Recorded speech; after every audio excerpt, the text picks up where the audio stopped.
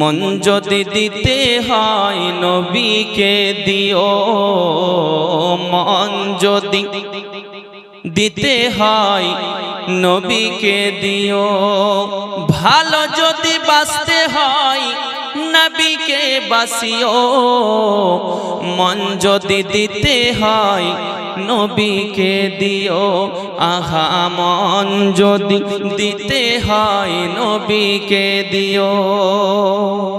আব্বাজি ও ভাই জানেরাও, নবী পাকের জামাতা হযরতে আলী রাদিয়াল্লাহু তাআলা আনহু যখন আব্বারা আমার মসজিদে নববীর মধ্যে মিম্বরের উপরে দাঁড়ানোর পরে বলতে আছেন, শুনে নাও সাহাবা, ও সাহাবারা তোমরা শুনে নাও, আজকে যদি তোমরা জিবরিল ফারিস্তা সম্পর্কে প্রশ্ন করো আমি আলী তার উত্তর দিব, মিকাইল ফারিস্তা সম্পর্কে প্রশ্ন করো আমি আলী তার উত্তর দিব, জিবরিল ফারিস্তা নয়, মিকাইল ফারিস্তা নয়, যে কোনো বিষয়ে প্রশ্ন করতে পারো আমি আলী তার উত্তর দিব, স্বয়ং জান্নাত সম্পর্কে যদি প্রশ্ন করো আমি আলী তার উত্তর দিব, স্বয়ং আল্লাহ সম্পর্কে যদি প্রশ্ন করো আমি তার আলী উত্তর দেব।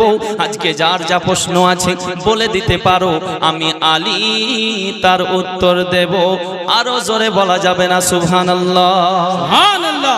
আব্বাজি ও ভাইজানেরাও যখন এই কথা বললেন নবী পাকের সাহাবারা সকলেই চুপ হয়ে গেছেন, কেউ কিছু বলছেন না। আমার আল্লাহ পাক জিবরিল ফারিস্তাকে বলেন, জিবরিল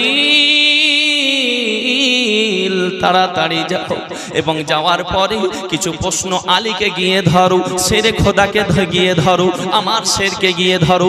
জিবরিল ফারিস্তা মানব রূপ সেজেছেন, আপনার আমার রূপ মানব রূপ ধারণ করার পরে এসে বলতে আছেন, আই হ্যাভ এ কোশ্চেন হুজুর, ওগো আলী কারলামাল ওয়াজহুল কারীম, আমার একটি প্রশ্ন আছে, আমার একটি সওয়াল ছিল, আমার একটি কোশ্চেন ছিল। হযরতে আলী বলতে আছেন, বলুন আপনার কি প্রশ্ন? জিবরিল ফারিস্তা মানব রূপ সেজে বলতে আছেন, হুজুর এখন জিবরাইল ফারিস্তা কোথায় জোরে বলেন? জিবরিল ফারিস্তা নিজেই প্রশ্ন করে, এখন জিবরিল ফারিস্তা কোথায়? হযরতে আলী চক্ষু বন্ধ করলেন, চক্ষু খোলার পরে বলতে আছেন, ইউ আর জিবরিল, আনতা জিবরিল, তুমি হলা জিবরিল, তুমি ছাড়া অন্য কেউ জিবরিল হতে পারে না, কারণ তুমি হলা জিবরিল। আরো জোরে বলা যাবে না সুবহানাল্লাহ? হযরতে জিবরিল ফারিস্তা বলতে আছেন, ইয়ার ওগো মাওলায়ে কায়নাত, ওগো শেরে খোদা, আমি যে জিবরিল কিভাবে জানলেন? আমি জিবরিল ফারিস্তা কিভাবে জানলেন? হযরতে আলী বলতে আছেন, তোমরা চোখ বন্ধ করো। সাহাবায়ে রাসূল যখন চোখ বন্ধ করলেন সমস্ত কিছু অন্ধকার। চোখ বন্ধ করো, অন্ধকার হবে কি হবে না?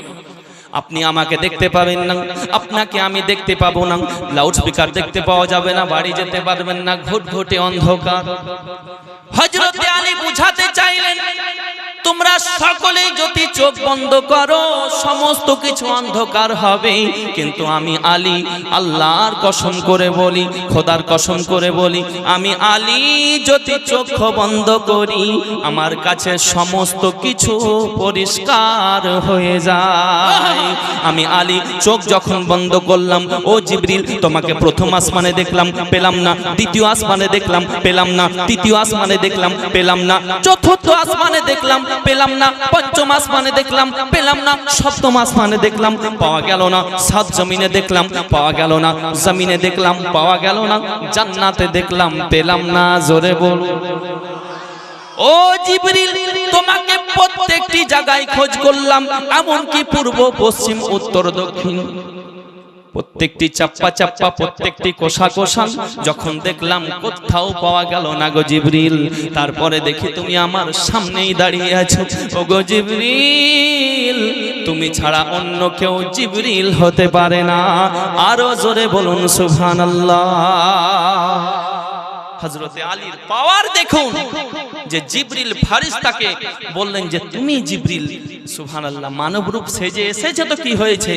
এই ছিল হযরতে আলীর পাওয়ার। সেই আলীর সম্পর্কে সুবহানাল্লাহ শুনতে আছেন আলোচনা। আর একবার মুহাব্বতে উচ্চ আওয়াজে জোরে সোরে একবার দরুদ নাজরানা পাঠ করুন।